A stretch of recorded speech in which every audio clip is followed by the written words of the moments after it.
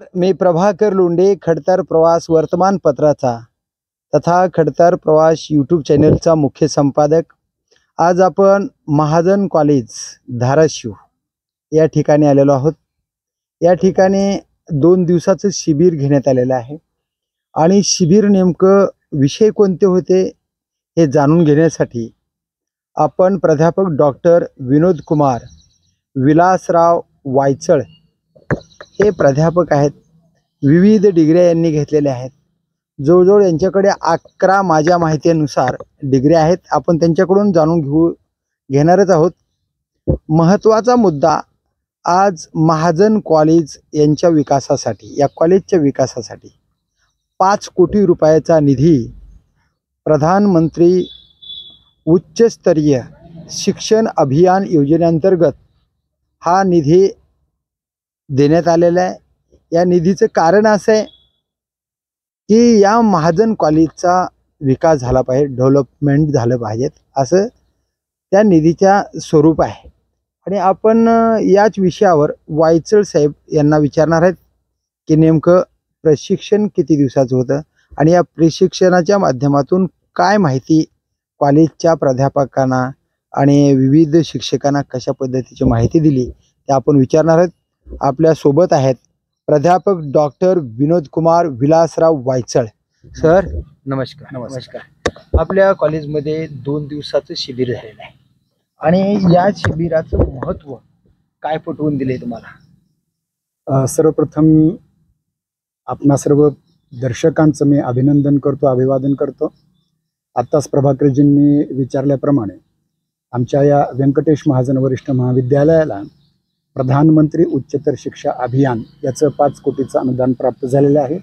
आणि या अनुदानाच्या अंतर्गत आम्ही आमच्या महाविद्यालयातील वर्गखोल्या, प्रयोगशाळा, जिम, ग्रंथालय इत्यादी अधिकाधिक समृद्ध करणार आहोत। त्यातला एक भाग असतो सॉफ्ट कॉम्पोनंट्स, म्हणजे काही प्रशिक्षण कार्यक्रम, काही ज्याला आपण चर्चासत्र म्हणतो, काही परिषदा यांचं आम्ही नियोजन करत असतो। त्यामध्ये हिंदी विभागाला 3 उपक्रम देण्यात आलेले आहेत। त्यापैकी काल आणि आज झालेली एक प्रशिक्षण शाळा आहे, एक प्रकारची कार्यशाळा, आणि यानंतर एक प्रकल्प आपण मराठवाडा स्तराचा घेणार आहोत।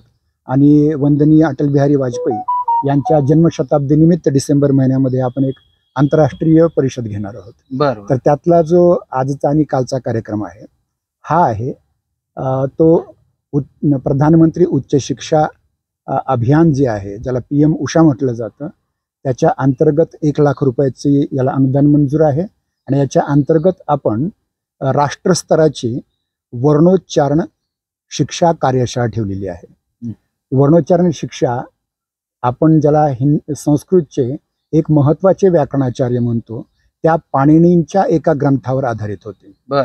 आणि या ग्रंथाचं जर आपण अध्ययन केलं तर आपल्याला सर्व भाषांमधील कुठल्याही भाषाचा अपवाद नाही आहे। संस्कृत, प्राकृत, पाली, त्यानंतर मराठी असेल, हिंदी असेल, कन्नड असेल, किंवा इतर कोणतीही भाषा असेल, इंग्रजी असेल, जर्मन असेल, अशा प्रत्येक भाषेच्या कठीणातील कठीण वर्णांचं उच्चारण आपण करू शकतो। आज तुम्हाला प्रशिक्षण देण्यासाठी किती शिक्षकांना बोलवलं होतं? वैयक्तिक आपल्या महाजन कॉलेजचेच शिक्षक होते का दुसऱ्या बी कॉलेजचे शिक्षक होते? कशी रचना कशी होती सांगतो। यामध्ये काय आहे की ही कार्यशाळा फक्त शिक्षकांसाठी नव्हती। तर ही कार्यशाळा 11वी 12वी पदवी प्रशिक्षण घेणारे विद्यार्थी, पदवी शिक्षण घेणारे, पदव्युत्तर शिक्षण घेणारे आणि संशोधन करणारे विद्यार्थी या सर्वांसाठी होती, शिक्षकांसाठी सुद्धा होती। बरोबर। तर यामध्ये ही जी 2 दिवसाची कार्यशाळा झाली, या कार्यशाळेमध्ये ज्याला आपण इंग्रजीमध्ये फोनेटिक्स म्हणतो किंवा ध्वनिशास्त्र, जे अत्यंत प्रगतिक भाषा वैज्ञानिक गोष्ट आहे, ज्याला आपण स्वनविज्ञान, स्वनिम विज्ञान सुद्धा म्हणतो, म्हणजे मनुष्यानं कशा प्रकारे आपल्या वाणीतून उच्चारण करायचं, ते उच्चारण केल्यानंतर त्याचा प्रभाव श्रोत्यांवर कसा पडतो आणि त्या प्रभावानं तो आचरणात मनुष्याच्या कसे येऊ शकतो याबद्दलची ही कार्यशाळा होती।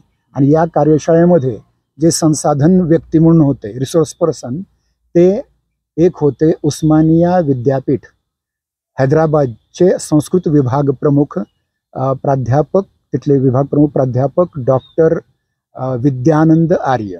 बर. त्यानंतर दुसरे प्रशिक्षक होते प्राध्यापक डॉक्टर अखिलेश शर्मा, हे जळगावच्या मुलजी जेठा महाविद्यालयातले होते. तिसरे प्रशिक्षक होते केंद्रीय विद्यापीठ हैदराबादचे संस्कृत विभागातील, त्यांचं नाव डॉक्टर वेदनिधी. बर. असे लोक होते. त्यानंतर आपल्याच छत्रपती शिवाजी विद्यालयातील 11वी-12वीला संस्कृत विषय शिकवणारे प्राध्यापक विक्रमसिंगजी देशमुख होते. त्यानंतर बाहेरून आलेले जे व्यक्ती आहेत, लातूरून आलेले आहेत, एक अवकाशप्राप्त किंवा ज्याला आपण रिटायर म्हणतो, असे शिक्षक आलेले होते, चंदेश्वर शास्त्रीजी. हे काल झालेले यांचे व्याख्यान. आणि आज जे प्रशिक्षण झालं, या प्रशिक्षणामध्ये राजर्षी शाहू कनिष्ठ महाविद्यालयातील संस्कृत शिकवणारे प्राध्यापक सोमदेव शिंदेजी, आणि त्याचबरोबर एक महत्त्वाचा विषय ज्यांनी मांडला की ही जी वर्णोच्चारण शिक्षणाची जी पद्धत आहे, या पद्धतीला आजच्या काळामध्ये खास करून AI युगामध्ये, इंटेलिजन्स म्हणजे आर्टिफिशियल इंटेलिजन्सच्या युगामध्ये ते संस्कृत तत्वज्ञान, संस्कृत सूत्र ते कशा पद्धतीनं कॉम्प्युटरला उपयोगी पडतात, AI ला उपयोगी पडतात, परमसंगणक तयार करायला उपयोगी पडतात, या सर्वांवर खास बीडच्या स्वातंत्र्यवीर सावरकर महाविद्यालयाचे संस्कृत शिकवणारे सर प्राध्यापक डॉक्टर आनंद रत्नपारखे यांचं एक विशेष व्याख्यान झालं. त्यानंतर अणदूरच्या जवाहर महाविद्यालयातील डॉक्टर सत्येंद्र राऊत यांचं एक व्याख्यान झालं. तर या व्याख्यानानंतर आपण समापन सत्र झालं. या समापन सत्रामध्ये परळी वैद्यनाथ येथील वैद्यनाथ महाविद्यालयाचे संस्कृत विभाग प्रमुख प्राध्यापक डॉक्टर नयन कुमार आचार्य यांचे व्याख्यान झालं. त्यानंतर बीडच्या सावरकर महाविद्यालयातीलच विभाग प्रमुख संस्कृतचे डॉक्टर सचिन कंदले यांचं व्याख्यान झालं. आणि याचबरोबर आमच्या संस्थेच्या वतीनं आमचे जे ट्रस्टी आहेत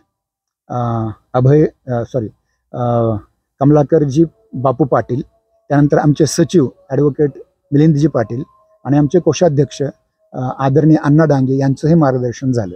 किती विद्यार्थी होते बस सर? विद्यार्थींची संख्या जी आपण पंजीकरण रजिस्ट्रेशन सगळेच विद्यार्थी सगळ्यांसाठी 11वी-12वी पासूनचे साधारणपणे किती विद्यार्थी होते? 125 विद्यार्थ्यांनी यात रजिस्ट्रेशन केलं होतं.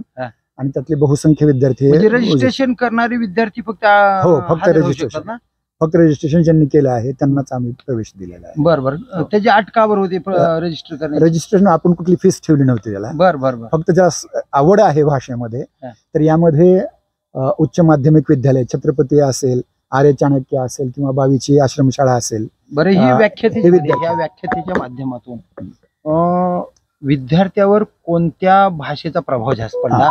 आणि तुम्ही म्हटलात की आपल्या भाषेचा शब्दफेक ज्या ताकदीनं आपण फेकतो त्याचा प्रभाव इतरावर पडण्यासाठी हे व्याख्यान मला 2 दिवसाची प्रशिक्षण होतं असं तुम्ही सांगितलं. तर नेमकं तुम्हाला आता विद्यार्थ्यावर कोणत्या भाषेचा प्रभाव जास्त पडला असेल, काय म्हणता येईल? मी आधी सांगितल्याप्रमाणे भाषा ही मानवी जीवनाची सर्वात महत्वाची आवश्यकता आहे. बरोबर. भाषा नसेल तर काहीही उरणार नाही. बरोबर. म्हणून आम्ही याला जे अपेक्षित विद्यार्थी होते किंवा प्रशिक्षणार्थी होते त्यामध्ये आम्ही सांगितलं होतं की भाषा, मग ते संस्कृत शिकणारे असोत, पाली शिकणारे असोत, प्राकृत शिकणारे असोत, अर्धमागधी शिकणारे असोत, उर्दू शिकणारे असोत, मराठी शिकणारे असोत, हिंदी शिकणारे असोत, इंग्रजी शिकणारे असोत, हे सगळे व्याख्यात्याकडून मराठीवर प्रभाव जास्त पडला का संस्कृत पडला का हिंदीकडे पडला?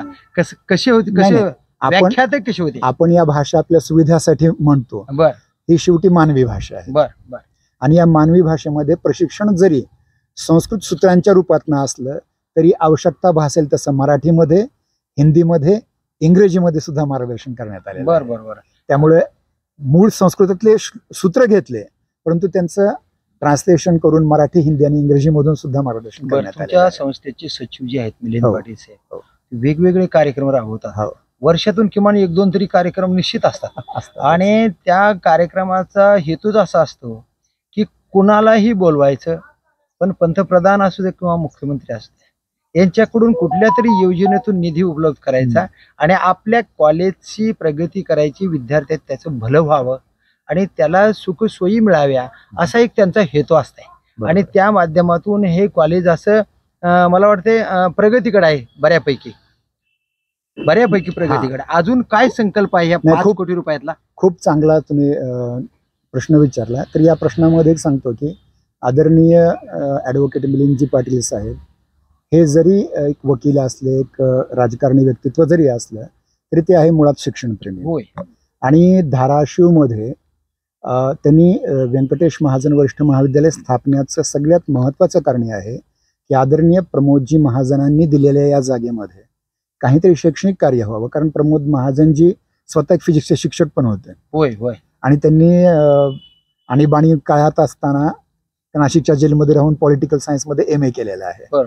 आणि ते चांगले व्याख्याते होते, उत्तम व्याख्याते होते. त्यांना शिकवणारे जे गुरु आहेत, हिंदी शिकवणारे गुरु आंबेजोगाईचे, ते सुद्धा त्यांच्यावर त्यांनी संस्कार केले म्हणून त्यांनी एवढे सगळे म्हणजे पुरस्कार साहेबांचं राहिलेलं स्वप्न पूर्ण करण्याचा प्रयत्न मिलिंद पाटील साहेबांचा आहे असं म्हणलं तर ते वावगं ठरणार नाही. आता यात सांगतो की ही जी PM उषा प्रधानमंत्री उच्चतर शिक्षा अभियानाचं 5 कोटीचं अनुदान आपल्याला प्राप्त झालेलं आहे.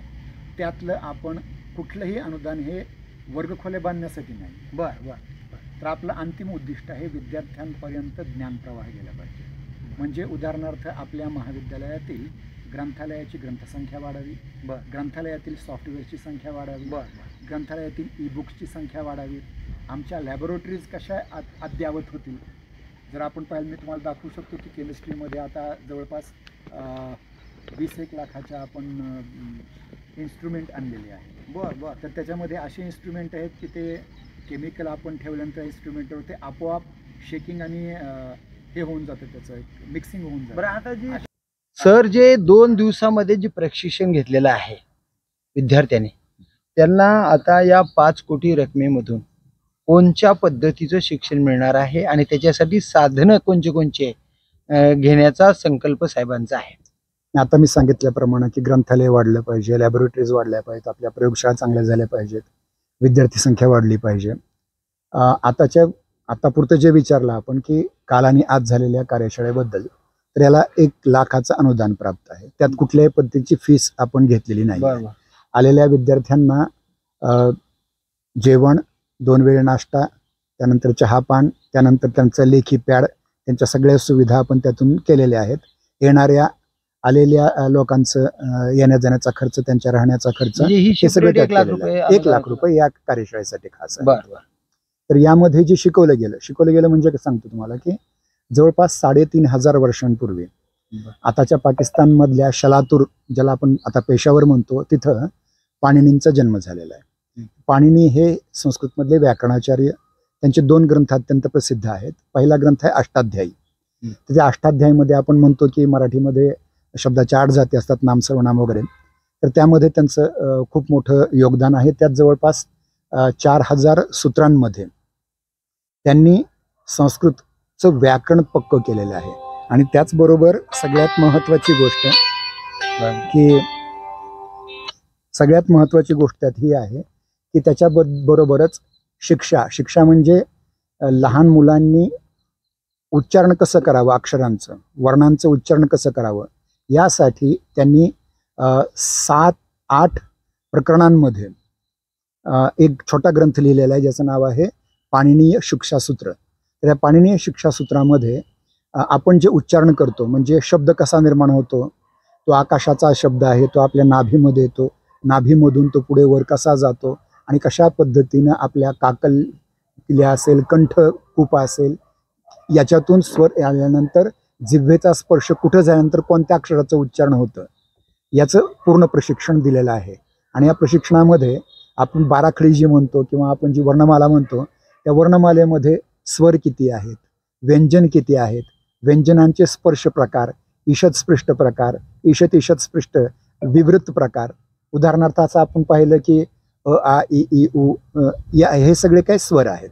आणि क, ख, ग, घ हे जे आहेत ना, कंठ्य व्यंजन आहेत, क, ख, ग, घ. त्यानंतर च, च, ज, झ तालव्य आहेत, ट, ट, ड, ढ, ण मूर्धन्य आहेत. त्याच्यानंतर त त द धन दंत्य आहेत, प प ब भ म ओष्ठ्य आहेत, यर लव हे अंतस्थ आहेत आणि श श स ह हे उष्म्य आहेत. संयुक्त स्वर कसे निर्माण केले जातात यांचं शास्त्रीय प्रशिक्षण, ज्याला नोम चॉम्स्की नावाच्या एका खूप मोठ्या भाषा वैज्ञानिकाला केवळ भाषा विज्ञानावर नोबेल पुरस्कार मिळाला आणि त्यानं सांगितलं की हा नोबेल पुरस्कार मला जो मिळालाय मी पाणिनी सूत्रांचं अध्ययन केल्यामुळं मला मिळालेलं आहे. तर पाणिनी ज्यांनी 3,500 वर्षांआधी अष्टाध्यायी लिहिली किंवा पाणिनी शिक्षासूत्र लिहिले, त्यातलं छोटंसं 184 सूत्रांचं एक छोटंसं पाणिनी शिक्षा वृद्ध पाठ नावाच्या ग्रंथावर आपण त्याच्या 8ही प्रकरणावर वेगवेगळ्या या आलेल्या रिसोर्स पर्सननी, या विशेषज्ञांनी विद्यार्थ्यांना ते शिकवलं. केवळ शिकवलं नाही, काही जणांनी पॉवर पॉईंट प्रेझेंटेशन करून घेतलं, काही जणांनी विद्यार्थ्याकडून त्या शब्दांचं उच्चारण करून घेतलं. उदाहरणार्थ आपल्या मराठीमध्ये आपण ज्ञानदेव म्हणतो, तो ज्ञ जो आहे ना हा उच्चारण अशुद्ध आहे. मराठीवाले ज्ञ उच्चारण करतात, हिंदीवाले ज्ञ उच्चारण करतात, काही अन्यच काहीतरी उच्चारण करतात. पण पाणिनींच्या सूत्रानुसार ज य योर ज म्हणजे ज त्याचं पंचमाक्षर य आणि अ मिसळून ज्ञ ह्याचा उच्चारण ज्ञ मुळात होतं. अशा पद्धतीने खूप म्हणजे क्षचं उच्चारण क आणि श म्हणजे या पद्धतीने हे काल सगळ्यांना शिकवलं आणि विद्यार्थ्यांनी खूप चांगल्या पद्धतीने डॉक्टर बाबासाहेब आंबेडकर म्हणतात की विद्यार्थी हा मरेपर्यंत असतो. हो नक्कीच. म्हणजे शिक्षण एवढं महान आहे आणि ती शिक्षण घेण्यासाठी आता तरुण पिढी मला वाटतं एवढी झुकून देत नाही. कारण मावा गुटखा व्यसनाधीन झाल्यामुळे बरेचसे विद्यार्थी आता शिक्षणापासून लांब चाललेत. या विषयावर काय म्हणाल सर? यात सगळ्यात महत्वाचे आपण अत्यंत खूप मोठी सामाजिक समस्या आपल्या समोर मांडली आहे की आजचा तरुण हा व्यसनाधीन आहे. बरोबर. व्यसन अनेक प्रकारचे आहेत, मग ते तंबाखू असेल, सिगरेट असेल, दारू असेल, इव्हन मी तो चहा आणि पान खाणं सुद्धा मी व्यसन मानतो. हो हो. कारण मी स्वतः तो पान चहा कधीच आपल्याला विचारा सगळ्यांना कल्पना असेलच. आणि त्यामध्ये आता मोबाईलचं व्यसन आलेलं आहे, सिनेमांचं व्यसन आहे, इतरही व्यसन आहेत. तर यापेक्षा आपल्याला एक नवीन व्यसन जोडायचं म्हणजे विद्याव्यसन. ज्याला विद्याव्यसन आहे तो डॉक्टर आंबेडकर होईल. करेक्ट.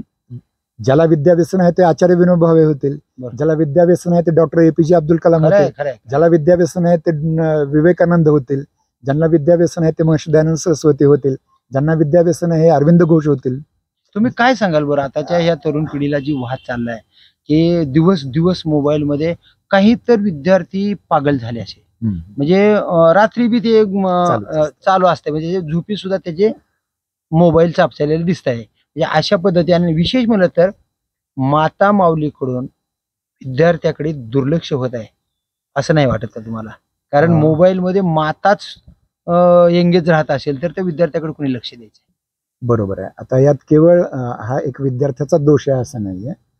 आपल्या सभोवतालच्या वातावरणामध्ये म्हणजे एखादी गोष्ट आई वडील करत असतील तर मुलावर त्याचा कळत न कळत प्रभाव पडतो आणि मुलं ते हे करायला लागतात. त्यामुळे आई वडिलांनी स्वतः मोबाईल पासून दूर राहावं, आई वडिलांनी स्वतः व्यसन करू नये. आणि एखादा समजा तो व्यसन करत असेल तर त्या मुलाला सिगरेट विकत आण असंही सांगू नये. ते कदाचित स्वतःही तो त्याचं एखाद्या वेळेस उपभोग करून पाहू शकतो. म्हणून स्वतः आई वडिलांनी आपल्या घरामध्ये निर्व्यसनी राहिलं पाहिजे, बाहेरही निर्व्यसनी राहावं.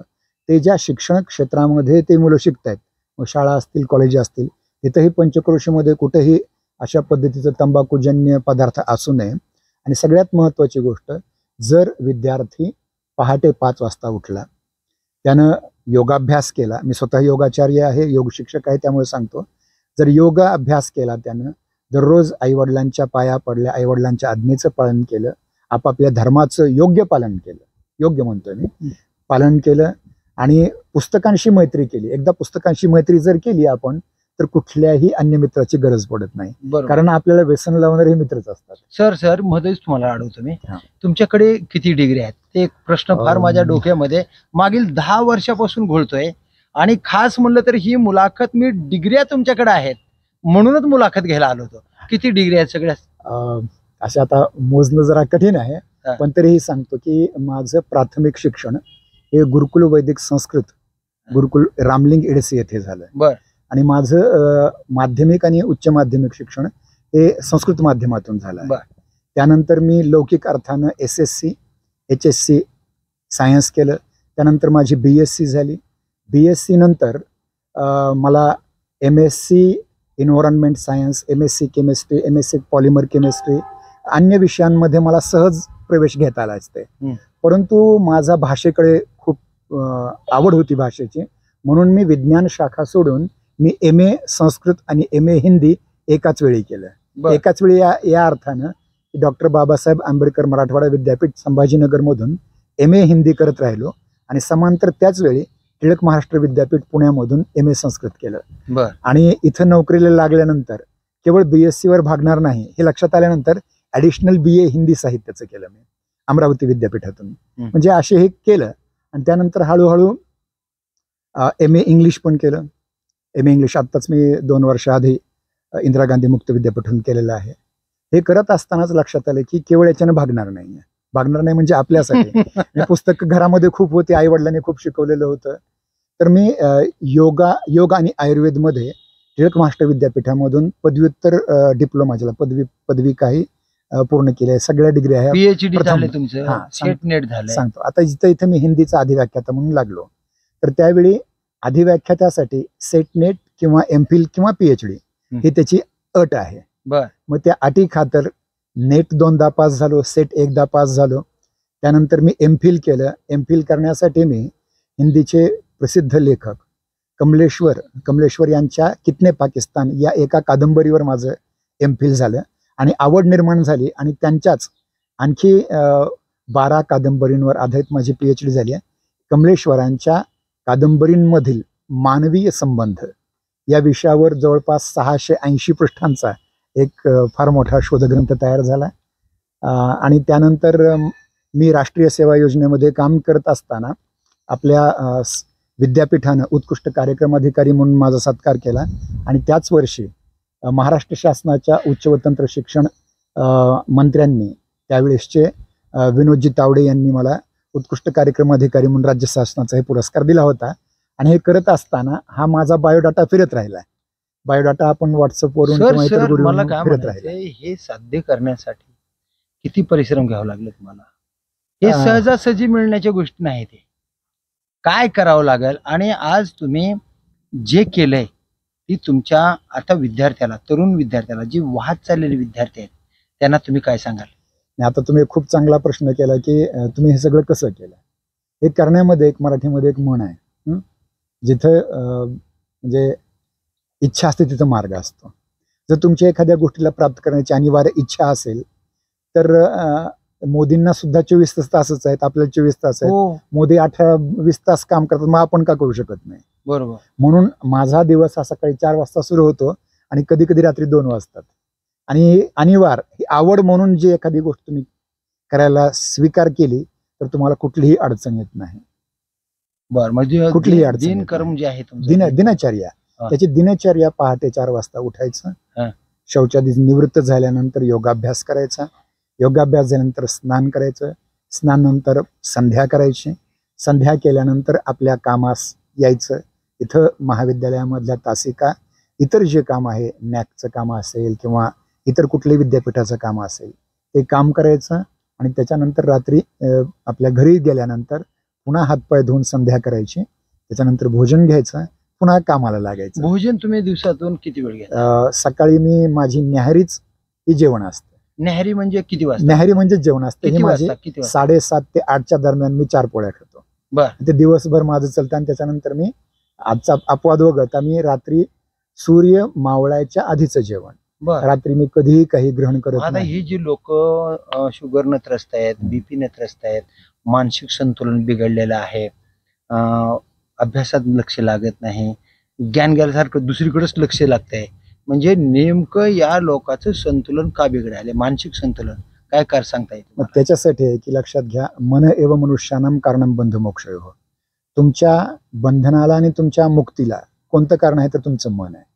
तुमच्या मनावर जर तुमचं कंट्रोल आलं एकदा, म्हणजे योगाभ्यास करत असताना योगाच्या ज्या 8 स्तर आहेत किंवा 8 चरण आहेत, यम, नियम, आसन, प्राणायाम, प्रत्याहार, धारणा, ध्यान, समाधी, हे जर तुम्ही दररोज करत राहिला तर कुठलंही प्रलोभन तुम्हाला आकर्षित करू शकत नाही. तुम्ही तुमच्या आवडीनुसार तुमच्या मनाला कामाला जर लावलं तर इंद्रिय आपोआप तुमच्या ताब्यामध्ये येतात, वशमध्ये येतात आणि पाहिजे ते काम आपण करू शकतो. डॉक्टरच्या दवाखान्यामध्ये रीग लागलेली असते लोकांची, रोग्यांची. मला बीपी बघायचं, मला शुगर बघायचं, माझ्या तपासण्या करायच्यात. असे काय प्रसंग आला का तुमच्यावर? नाही, असं अद्याप तर आलेलं नाही. किती वर्ष वय आहे? आता माझं वर्ष 50 वर्ष पूर्ण होत आहे. बर 51 लागेल. बर. आजवर असं कधीच झालेलं नाही. शुगर बीपी बरं. आणि गेल्या वर्षी मी एक माझं भोजन टाळल्यामुळं मला चक्कर आली होती. मी माझी लिपिड प्रोफाईल टेस्ट केली तर डॉक्टरने सांगितलं की काही झालेलं नाही. लिपिड प्रोफाईल टेस्ट असेल ज्याला हृदयरोगाचा धोका असू शकतो, तर तो कुठलाही नाहीये. तर आपलं आरोग्य, शुगर न होणं, ब्लड प्रेशर न होणं, यासाठी महत्वाच्या काही हस्तमुद्रा आहेत. त्या हस्तमुद्रेमधली एक मुद्रा अशी आहे, याला म्हणायचं संजीवनी मुद्रा किंवा अपनवायू मुद्रा. ही जर तुम्ही दररोज करत राहिलात तर कुठलाही हृदयरोग तुम्हाला होऊ शकणार नाही. तथागत गौतम बुद्धाने बी हे सांगितलं का? नाही, हे पारंपरिक त्यांच्याही आधीपासूनच हे वैज्ञान आहे. बर बर बर. आता तथागत गौतम बुद्धांनी सुद्धा ध्यानाचा जो प्रकार ज्याला ते विपश्यना म्हणतात, तो सुद्धा योगाभ्यासाचाच एक प्रकार आहे. बर बर बर. आणि महावीरान स्वामींनी जे प्रेक्षा ध्यान निर्माण केलं, तोही योगाचाच एक भाग आहे. बरोबर. त्यामुळे हे सत्य सनातन चिरंतन ज्ञान आहे. आणि याच्या आधारेच आपल्या ऋषीमुनींनी आपल्या शरीरालाच प्रयोगशाळा केलेलं होतं. आणि आता हे योगाचा अभ्यास केला म्हणून इकडे आपण वळला गेला. खरं म्हटलं तर मी तुमच्या शिक्षणाच्या माध्यमातून आणि कालच्या कार्यशाळेच्या माध्यमातून आपल्याला ही मुलाखत घ्यायची होती. तर आता या कार्यशाळेतून काय संदेश तरुण पोरापर्यंत, शिक्षकापर्यंत काय पोहोचवला गेलाय सरनी? सगळ्यात महत्वाचा संदेश असा आहे की कोणतीही भाषा ही उच्च किंवा निम्न नाही. प्रत्येक भाषेचं जे व्याकरण ठरलेलं आहे, प्रत्येक भाषेची जी बोली, स्वर, व्यंजन इत्यादी आहेत, त्यांचं जर तुम्ही व्याकरण शिकण्यासाठी शाळा घेतली, शास्त्रीय पद्धतीनं जर आपण ते शिकलं तर आपला प्रभाव पडतो. आज आपण अमिताभ बच्चन किंवा आशुतोष राणांची हिंदी ऐकतो किंवा अटलजींची किंवा प्रमोदजींची हिंदी ऐकतो, त्याचा प्रभाव किती पडतो. म्हणून माझं असं म्हणणं आहे की आपल्या मनुष्याच्या जीवनामध्ये इतर प्राण्यामध्ये आपल्यामध्ये सगळ्यात मोठा फरक होत आहे भाषेचा. बरोबर. तुम्हाला कुठं हत्ती प्रवचन देताना दिसणार नाही, कुठं कुत्र तुम्हाला प्रवचन करताना दिसणार नाही, पण मनुष्य हा एक प्राणी आहे ज्याच्यामध्ये पाणी आणि वाणीचा अर्थ आहे, फरक आहे. म्हणून माणसानं आपल्या वाणीचा विनियोग लोककल्याणासाठी कसा करता येईल. वाणी दुधारी शस्त्र आहे, ती शिवी सुद्धा होऊ शकते, पण शिवीला ओवी करण्याची ताकद आपल्या संतांनी आपल्याला दिलेली आहे. त्यामुळे संतांच्या जर मार्गाने आपण गेलो, तुकोबारायांच्या मार्गाने गेलो, महर्षी दयानंद सरस्वतीच्या मार्गाने गेलो, विवेकानंदांच्या मार्गाने गेलो, तर आपण निश्चितच मानवी जीवनाचा सार्थ घडवू शकतो. आणि मला विद्यार्थ्यांना म्हणणं एकच आहे की तुम्ही तुमच्या जीवनामध्ये आई वडिलांच्या स्वप्नांना पूर्ण करण्याचा जर प्रयत्न आटोकाट केला तर तुम्हाला कुठल्याही पद्धतीचं व्यसन कधीच लागणार नाही. फक्त आई वडिलांचे कष्ट, त्यांचे हाताला आलेली फोडं, याच्याकडे तुम्ही लक्ष द्या, आपोआपच त्यांचे संपूर्ण स्वप्न तुम्ही पूर्ण करू शकाल. शिक्षणाच्या माध्यमातून तरुण पिढीनं शिक्षणाकडे कसं वळावं या वाहत चाललेल्या या युगामध्ये. आज पहिलं आपल्याला काय करायचे, सायंकाळी 7ला अभ्यासाला बसवायचे आई वडील आणि 10 वाजेपर्यंत अभ्यास करायला लावायचे आणि मग थोडं जेवण करून आराम करायला लावायचे. पहाटे पुन्हा 4 वाजता उठवायचे अभ्यासाला. आता ही प्रथाच बंद झालेली आहे. या विषयावर तरुण पिढीला तुम्ही काय सांगाल? आपली दिनचर्या सुधारा. कारण लक्षात घ्या की आपल्याला जास्त झोप वाटतं, अलाराम लावलं असतं, अलाराम बंद करून आपण पुन्हा झोपतो. थोडंसं इंद्रिय आणि मनाला आपण आपल्या ताब्यात आणलं थोडंसं. कारण आता जर विद्यार्थी दशेमध्ये जर तुम्ही चांगल्या पद्धतीने चांगल्या संस्कारामध्ये केलं तर तुमचं जीवन पूर्ण सुखमय होईल.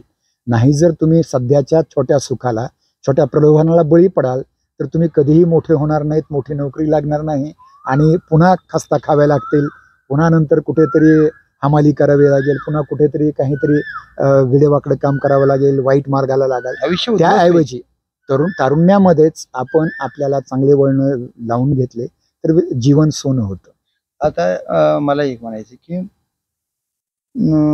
तुमचे सचिव जे आहेत मिलिंद पाटील साहेब, यांचं आता स्वप्न काय आहे या कॉलेजच्या माध्यमातून, की कालच्या शिक्षणामध्ये काय संकल्प केला त्यांनी? संकल्प तसा त्यांचा फार पूर्वीचा संकल्प आहे.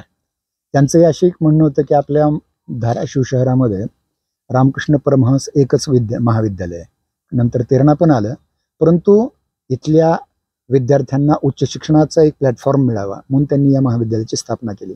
आणि ते अनेकदा सांगतात की या महाविद्यालयाला प्रमोद महाजनांनी हेलिकॉप्टरमध्ये बसून परवानगी दिलेली आहे. वा वा.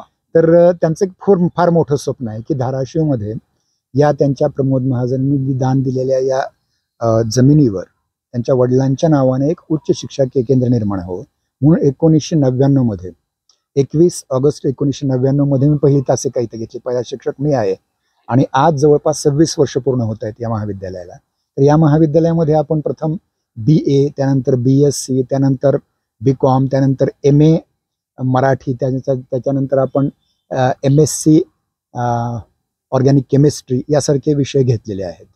मला या कॉलेजमधून एखादा बरं का उच्च शिक्षण घेऊन फार मोठ्या पदापर्यंत गेलेल्या एखाद्या विद्यार्थ्याचं नाव सांगता येईल? एक नाही, अनेक असे विद्यार्थी आहेत. तरी एखादं नाव तुमचं? एक विद्यार्थी पहिल्या बॅचचा आमचा आहे, किशोर पाटील नावाचा. बरं. तर तो विद्यार्थी पहिला इंड बँकेमध्ये बँक मॅनेजर होता. त्यानंतर तो HDFC बँकेमध्ये आला आणि तिथल्या गोष्टीला कंटाळून त्यानं राजीनामा दिला आणि त्यानं स्वतःचा तेल शुद्धीकरणाचा कारखाना काढलाय आणि त्यांनी उमरग्याला जो कारखाना काढलाय त्या कारखान्यामधील तेल आज मिडल ईस्टच्या मोठ्या मोठ्या देशांमध्ये एक्सपोर्ट होतं. त्यानंतर एक विद्यार्थी आहे, तो विद्यार्थी नाव विसरतो मी सध्या, तो मिडल ईस्टमध्ये कुवैतमध्ये आहे. आणि बरेच विद्यार्थी आपले शिक्षक झालेले आहेत. माझी एक विद्यार्थिनी रामकृष्ण परमहंस महाविद्यालयामध्ये माझ्या अंतर्गत PhD करणारी तिथे प्राध्यापक झालेली आहे आणि ती तुमची खूप जवळची आहे. स्वाती हिराजी देडे नाव आहे त्या विद्यार्थिनीचं. त्याचबरोबर पहिल्या बॅचचे आणखी विद्यार्थी आहेत ज्याच्यामध्ये साधना बिडवे ही शिक्षिका आहे. म्हणजे अनेक शिक्षक, जवळपास 800 पेक्षा जास्त शिक्षक इथून निर्माण झालेले आहेत, प्राध्यापक आहेत. महत्वाचा मुद्दा आता या 5 कोटी रुपयामध्ये ह्या कॉलेजची प्रगती कशा पद्धतीने? इथं मुळामध्ये आपण जे 5 कोटी रुपये घेतलेत हे PM उषाच्या अंतर्गत त्यांची काही नियमावली आहे.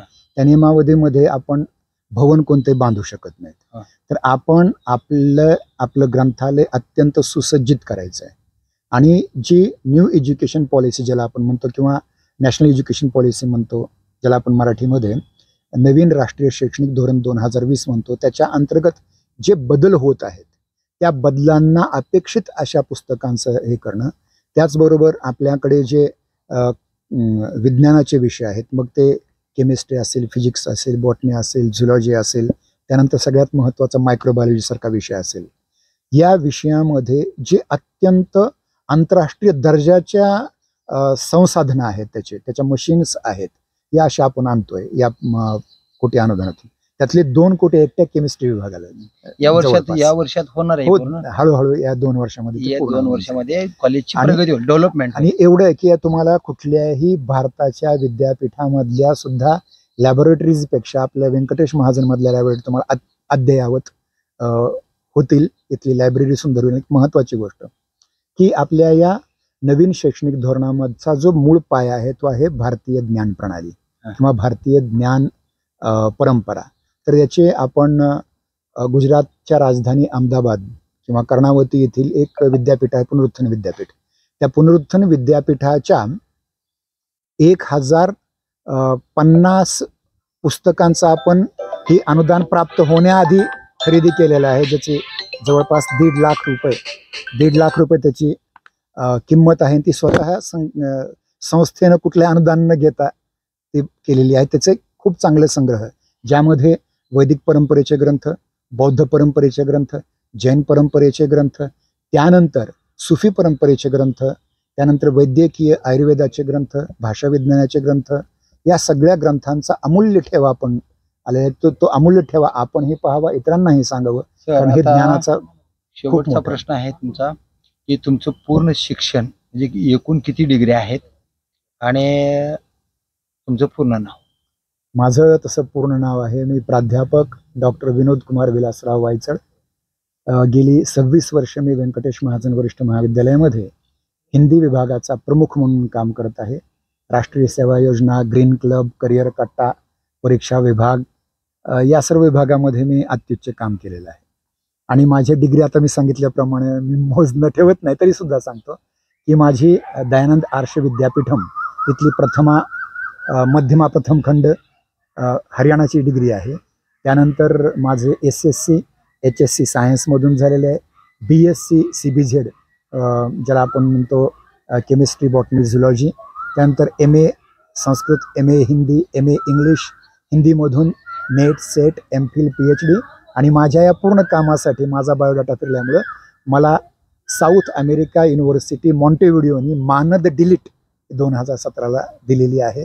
आणि माझा असा प्रयत्न असेल की जेवढे विद्यार्थी आपल्या समोर येतील त्यांना आपल्या आचरणातून, आपल्या शिकवण्यातून जास्तीत जास्त सुसंस्कारित करणं आणि आपल्या साने गुरुजींनी म्हटल्याप्रमाणे करील मनोरंजन जो मुलाचे जडेल नाते प्रभूषितयाचे या अर्थाने संकल्प डॉक्टर बाबासाहेब आंबेडकरांनी 32 डिग्र्या घेतल्या. तुम्ही किती घेणार आहेत अजून किती? तुम्ही मगा सांगितलं की मनुष्य हा मरेपर्यंत बाबासाहेब शिक्षण असतं. आता माझा संकल्प असा आहे, पुढे मी MA Pali, MA Ardhamagadhi, MA योगशास्त्र, त्यानंतर अन्य भाषा जेवढ्या शिकता येतील मला, जर्मन असेल, जपानी असेल. सर तुमच्यावर प्रभाव कोणाचा पडला? कोणाचा प्रभाव पडला? प्रभाव माझ्यावर आमचे खूप मोठे आचार्य जी होते, आचार्य सुभाषचंद्रजी, आम्हाला आमचे गुरु होते आचार्य नचिकेता उर्फ गोविंद शास्त्रीजी, यांचा प्रभाव तर आहेच. परंतु माझा सर्वात जास्त प्रभाव जे 109 वर्ष आता वारले काही दिवसाआधी, त्यांच्या आम्ही हरिश्चंद्र गुरुजी म्हणायचो. स्वामी श्रद्धानंद हे त्यांचं नाव. तुमच्याकडे 11 डिग्री आहेत का 12 डिग्री? मला मी मेजले तर 11 आहेत. 11 ते डिप्लोमा टाकला योगशास्त्राचा तर ते 12 किंवा 12 होते. अजून किती घेण्याचा संकल्प आहे? किमान आंबेडकरांच्या 35 होत्या. 32 होत्या. 35 होत्या 32. त्याच्यापेक्षा एक कमी. अरे म्हणजे बाबासाहेब मोठं व्हायचं त्याच्यापेक्षा मोठं कुणीच होणार नाही. ते ज्ञानाचं प्रतीक आहे. आपण ज्ञानाचे पुजारी आहोत. तर हे आहेत आमचे मित्र आहेत प्राध्यापक डॉक्टर विनोद कुमार विलासराव वायचळ. संकल्प फार मोठा आहे. तरुण पिढीला व्यसनापासून दूर राहा आणि एकच व्यसन लावा, ते शिक्षणाचं व्यसन असावं. विद्वत्तेकडे वळा, जास्तीत जास्त महान बना, आपल्या आईवडिलांचा आशीर्वाद घ्या, संकल्प करा. कुठल्याही व्यसनाच्या आहारी न जाता फक्त शिक्षण ही व्यसन मी करेन आणि आई वडिलांचं स्वप्न मी साकार करेन, अशा पद्धतीने त्यांनी संदेश दिला. आणि 2 दिवसाच्या कार्यशाळेमध्ये विद्यार्थ्याला महान कसं बनायचंय आणि व्याकरण पूर्ण करून शुद्ध भाषा आणि आपल्या भाषेचा प्रभाव इतरांवर कसा पडेल हे शिक्षण त्यांनी 2 दिवस विविध व्याख्यातेच्या माध्यमातून महाजन कॉलेजमध्ये देण्यात आलेलं आहे. आणि या महाजन कॉलेजचे सचिव जे आहेत सर्वा मिलिंदजी पाटील यांचं स्वप्न आहे की हे कॉलेज या धाराशिव जिल्ह्यामध्ये सर्वात मोठं कॉलेज आणि सगळ्याच यंत्रसामुग्रीने म्हणजे कॉम्प्युटर असेल, विज्ञान असेल, या सगळ्याच गोष्टीमध्ये प्रभावीपणे हे कॉलेज पुढे न्यायचं आहे आणि सर्वसामान्य माणसाला न्याय मिळावा, गोरगरीब शेतकऱ्यांच्या लेकराचं कल्याण व्हावं, कष्टकऱ्यांचं कल्याण व्हावं आणि असे विद्यार्थी या कॉलेजमध्ये घडावे अशीच भावना मिलिंद पाटील साहेबाची आहे. आणि इथले शिक्षक सुद्धा प्रशांत चौधरी सर आणि या कॉलेजचे सर्व प्राध्यापक अत्यंत आटोकाट प्रयत्न करून विद्यार्थी घडवणे हेच त्यांचा मुख्य हेतू आहे आणि हा त्यांचा संकल्प आहे. तर बघूया येणाऱ्या काळामध्ये व्यंकटेश महाजन कॉलेज सर्वसामान्य गोरगरीब जनतेला, ज्यांना शिक्षण घेता येत नाही अशा गरीब लेकराला कशा पद्धतीनं पुढं आणण्याचा संकल्प मिलिंद पाटील असतील, इथले प्राध्यापक असतील, या सर्व लोक कशा पद्धतीनं प्रयत्न करणार आहेत ते पाहूया. येणाऱ्या काळातच मी प्रभाकर लोंढे खडतर प्रवास वर्तमानपत्राचा तथा खडतर प्रवास यूट्यूब चॅनलचा मुख्य संपादक. या चॅनलला सबस्क्राईब करा, शेअर करा, लाईक करा, बेल आयकॉनचं बटन दाबा आणि असे समाजहिताचे व्हिडिओ पाहण्यासाठी खडतर प्रवास यूट्यूब चॅनल सबस्क्राईब करा. धन्यवाद. धाराशिवकर. जय हिंद, जय महाराष्ट्र.